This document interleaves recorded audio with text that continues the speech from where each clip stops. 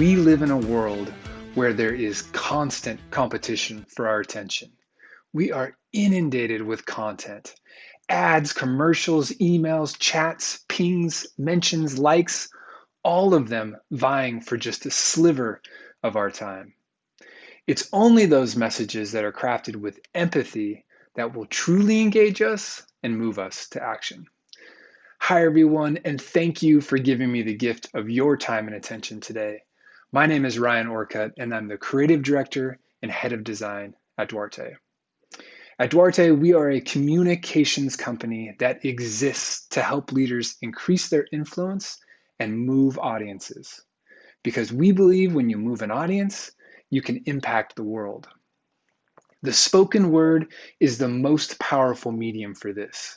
It's your best opportunity to reach your audience emotionally, to reach and engage the room, and to allow people to experience your message collectively. So we focus almost entirely on the spoken word. Speeches, presentations, conversations, anywhere where someone is standing up in front of their idea. Personally, I've been doing this for 16 years and I love my job. I love doing this. I've worked with all kinds of amazing thought leaders and influential brands. And over that time, and together with the rest of my colleagues over at Duarte, we've developed a method for crafting these moments with an audience. We call that method the Duarte method. Surprise, surprise. And it begins and ends with empathy for the audience. We believe that there are three major elements of a piece of communication: story, visuals, and delivery. A layer of strategy must overlay all three of those elements. But audience empathy lives right at the middle, right at the heart of communication. We ask ourselves repeatedly and throughout the process, what does the audience need to hear, see, and feel to be moved? They are the ultimate hero of the story, of any story, and we root all of our work in what they need. And that's why our method works. At Duarte, we have experts that focus on these different elements. In my role, I primarily focus on visuals. I work with art directors and designers to concept and then create visuals that help clarify and underline important ideas in a presentation. The rest of this talk is going to highlight a few of the principles that we use to craft visuals with empathy for your audience. So, along with the constant competition for our attention, we all lead very busy lives. There's a certain pace that we all work at in order to meet the next deadline and prepare for the next meeting or conversation. When you're operating at that pace, we're always looking for the next shortcut, the next opportunity to create efficiency in our lives. And one of the activities that can take a lot of our time is building a piece of important communication. It can be really, really tempting to just open up whatever tool or software that you're using to produce a presentation and just start making stuff. You begin by hitting new slide and you start writing or you start designing. And if you do it this way, you're forgetting about an important principle and you could be writing the wrong story or designing the wrong slide. At Duarte, and this may be already obvious by now, but we always start with the audience. We all know the real estate mantra, right? Of location, location, location. And in terms of communication, we believe that the mantra that you should be saying is audience, audience, audience. Who is the audience? Why are they in the audience? What do they care about? And how do we want to make them feel at the end of the presentation? To uncover the answers to those questions, we always start by conducting a discovery meeting with our clients. We gather all the key stakeholders, including the speaker, into the room, and we go through a set of exercises to uncover some truths about their audience. We almost always start by building an audience persona. We go as far as finding a picture that represents someone in their audience and we give them a name. Meet Bonnie. We decide how old they are, what their job responsibilities are like. We even talk about their daily habits and their routines. Anything that helps us get inside the head of the audience will help inform the story and the visuals. So in Bonnie's profile here, I look for clues. I see that she runs marathons, and that probably means that she's performance driven and she likes to improve her results all the time.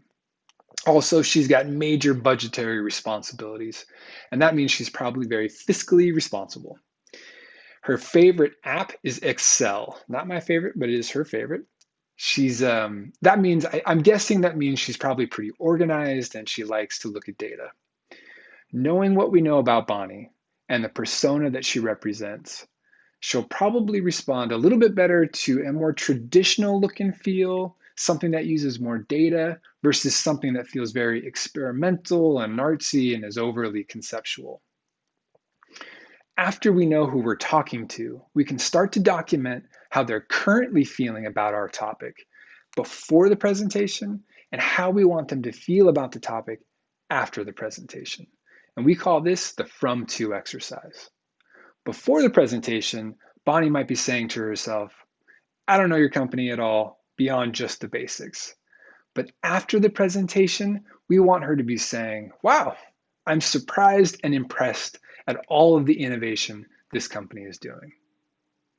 She might also be thinking, I know you a little, but don't see you as innovators in any way.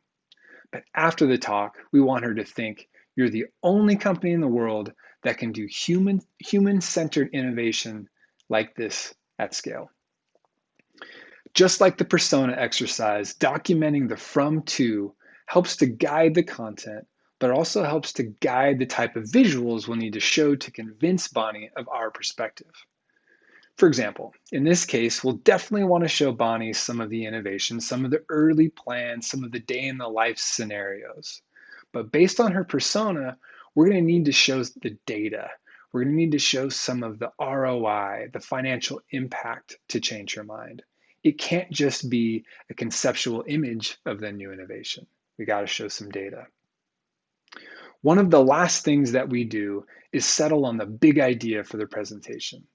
The big idea is the single statement that captures your unique point of view and the stakes at risk if it is or it isn't adopted. While the big idea probably never actually shows up in the presentation, it helps to further narrow down what needs to stay in the presentation, both visually and from a narrative perspective. So here's an example of the big idea we used for the talk we gave to Bonnie and the persona she represents. The future of technology is brighter than you think. Anchored in trust for our customers, we're creating it in big and small ways. The big idea guides the content and allows us to stay focused on what matters most. If a section of the presentation or even a bullet point doesn't support our big idea, we take it out. We just delete it. Doing this allows us to stay out of the weeds and deliver only what's needed to move an audience. As far as visuals, it allows us to keep things simple and reduce as much visual density as possible. And we're going to talk a lot more about that in just a little bit. So what happens during this process, the realization that occurs for a lot of our clients is that they were writing what they wanted to say instead of what the audience needed to hear. They were showing visuals that they wanted to show instead of what the audience needed to see. As leaders, many of us have to think and plan months ahead of the curve. Leaders live in the future and they forget that the audience is still living in the present. These exercises that I just went through, the audience persona, the from to, and the big idea, they force you to start with the audience and ensure that you meet them where they're currently living. Once we have a better idea of who the audience is and what they need to hear and see, we can start making stuff. And this step in the process is something that I love. I'm always excited to get here, but you'll do a much better job of crafting the right visuals if this comes after diagnosing the audience. Visuals bring tremendous value to any piece of communication.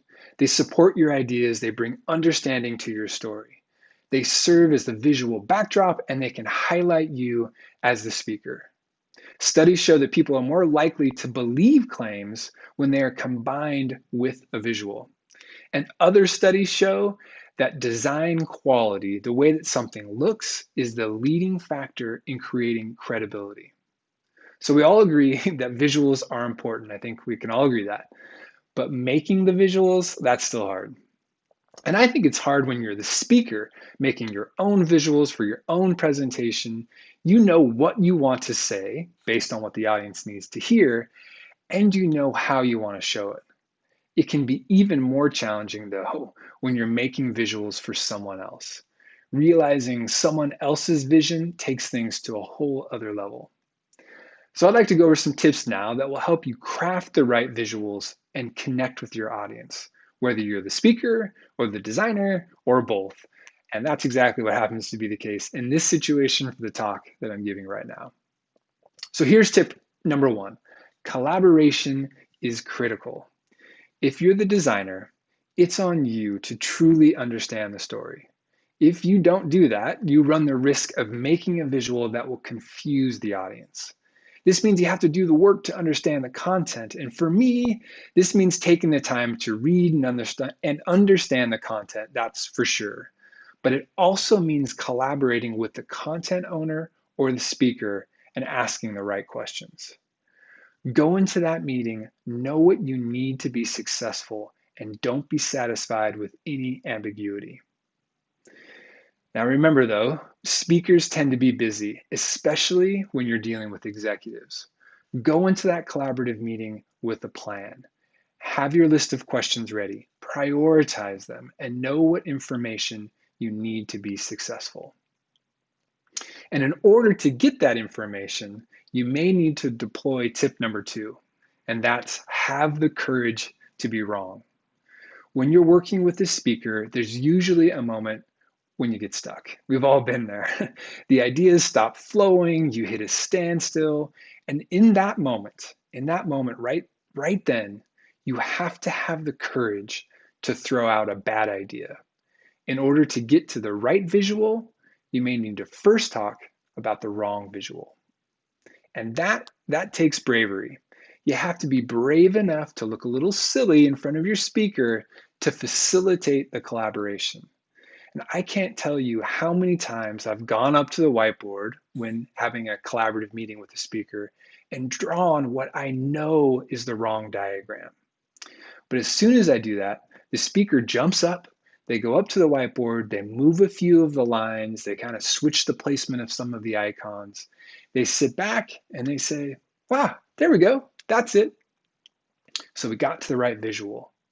But we could only do that because I had the courage to look a little silly and be wrong. Now, having courage works for both the designer and the speaker. One of the things that speakers have to be brave about is simplifying their slides. And that brings us to our last tip for creating visuals. And this one's actually more of a warning. Density will be the death of me. And that sounds a little bit dramatic, so you could restate that and just say simplify. But in this case, I kind of like the drama. Density will be the death of me. Speakers tend to use their slides as a crutch. They put everything that they need to say on the slide so they don't forget anything. They also think that every little detail is important and they want all of those details on the slide. There's a reason that the phrase death by PowerPoint exists, and I believe it's mostly caused by density. It takes courage and a heavy dose of collaboration to be able to simplify.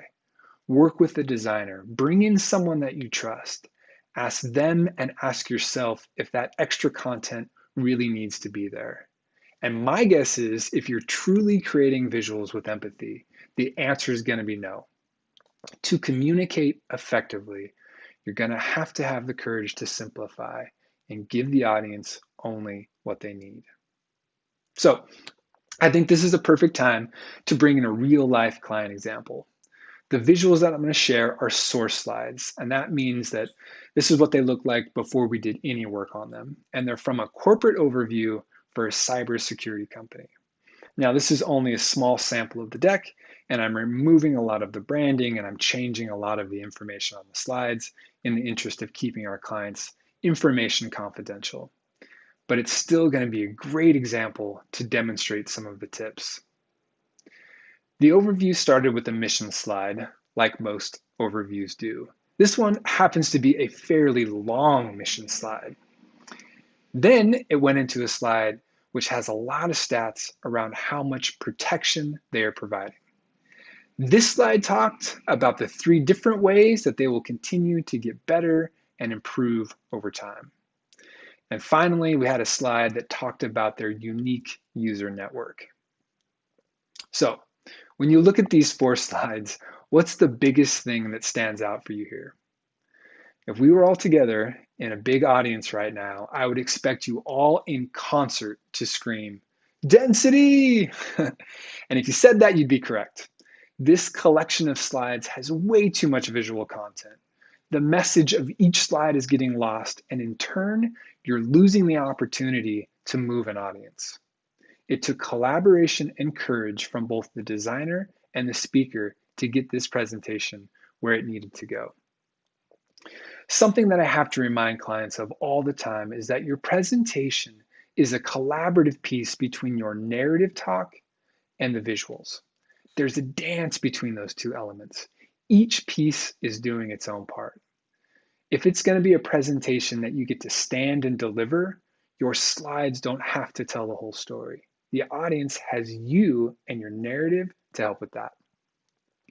So let's take another quick look at the source slides, starting with the mission.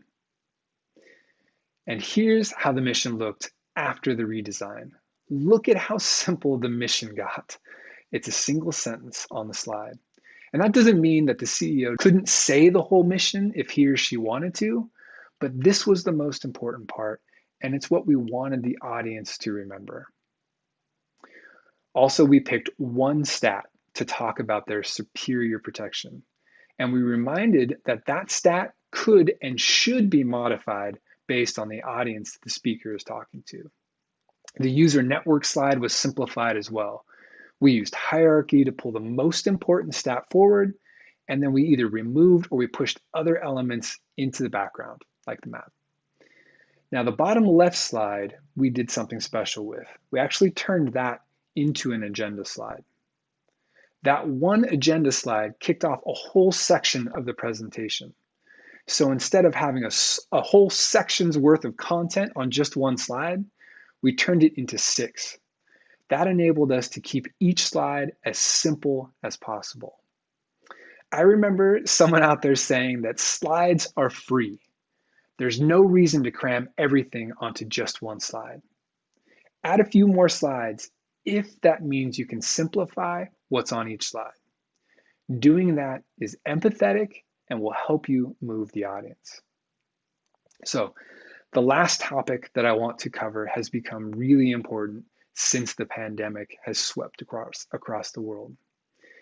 And that topic is virtual presentations and events, and it's what you're all experiencing right now. In fact, 100% of Duarte Fortune 50 clients have either hosted or are planning to host a virtual event. These things are happening everywhere. Instead of gathering in large rooms and having a collective experience together, we log on, each from our home, at a designated time, and we watch live or recorded videos of the people that we want to hear from. Is there still opportunity for influence? Yes. Can you still move an audience? Absolutely.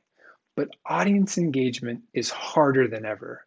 Where you used to have a semi-captive audience, all in the same room, all looking up at the stage and at the same big screen, now you have people watching from their home laptops or their phones and probably trying to get some work done at the same time or help their kids at school. You have to be empathetic to that situation that your audience is in and do everything that you can to keep them engaged. The speaker's face and voice may be the single most important element for engagement. Keep your presenter on the screen as much as possible and take cues from broadcast shows on how to layer in the visuals. So think about the news or your favorite variety show. You can think about interviews or award shows and how they bring in different types of visuals to inform and to educate and to entertain their audience. When you follow the rule of speaker over slides, you have to think outside of the typical 16:9 aspect ratio for visuals. You have to design your visuals to pair well with the speaker's video and use space really effectively. So what I'd like to do now is I'd like to use this presentation to demonstrate just a couple of things. This is what it would have looked like if I was presenting in a traditional side-by-side layout with 16 by 9 slides. Notice the unused space at the top and the bottom of the screen. Also notice how hard it is, even with a really nicely designed slide, to read and absorb what's happening on that slide. So now let's take this video and put it into the real estate that we might be given on someone's computer monitor. Let's add in all the distraction of email and chat and browser windows. Yikes, this is looking tough. This is a really, really tough scenario, but it's reality, and we have to do our best to design for it. So at Duarte, we use about 4 different types of visuals when we're designing for a virtual presentation. And you've seen all of those used during this talk. First, you have a topic banner or a lower thirds graphic. And this can contain a speaker's name or show the audience when we're headed into a new section of the presentation. Next, you have a side panel. This is a place where you could put a list of information, a simple diagram, or even a chart. Notice though how it only uses a part of the screen and the audience can still stay engaged with the speaker. Next, we have a graphic overlay. Generally speaking, these are used above a speaker's shoulder on the left or the right, and an overlay can be a short statement, a simple transparent graphic, or even a photo. And then finally, you have the full screen takeover. This is when you need the space to create the visual impact that you want, or there's simply too much detail for one of the other graphic styles that I've already mentioned. No matter what graphic you're using, remember that screen real estate is at a premium. People are watching you on their laptops or their tablets or even their phones. These are super small screens, and even then, you might not even be given the whole space. Your presentation is going to be sharing real estate with email and chat panels and browser windows, and I know I've said this before, but in the virtual world, keeping your visuals simple is even more important. Use large text sizes for legibility. Increase the contrast where you can, and only present one idea at a time. Even when things return to normal and we can all gather together, virtual events aren't going to go away. We really believe that these things are here to stay. And the audience's expectations for this style of presentation is going to continue to rise. But if you're empathetic to the situation and you use the screen real estate wisely, you'll still have influence and move them to action. Creating visuals and connecting with an audience is challenging, but you can crack the code if you keep in mind the things that we talked about today. Root your presentation in empathy by starting with the audience. Do the work to understand who they are, define how you want to move them, and decide what they need to hear, see, and feel to be moved. Start with this step and don't rush into production. Craft the right visuals through collaboration, with courage, and by simplifying. Don't let unneeded details dilute the message to the audience. Be clear with both your words and your visuals. And remember that those 2 elements, words and visuals, they dance together during your performance. Neither one of them stands alone. We live in a world where virtual presentations are the norm. Keep the audience tuned in by using the screen real estate wisely and deploying broadcast-style graphics. If you keep the audience's face and voice front and center, and then layer in visuals around them, you'll keep your audience interested and engaged. Even though we've been primarily talking about visuals today, remember that there are 3 elements of a piece of communication: story, visuals, and delivery, and they're all connected. Visuals have to work with and highlight the spoken word, and visuals must be designed and crafted in a way that works for the delivery and the platform. None of these things exist in a vacuum. All of these elements have to work together, and all of them have to be rooted in empathy for your audience. Thank you again for the gifts of your time and attention today. Now go out, create some visuals, and impact the world. Thank you.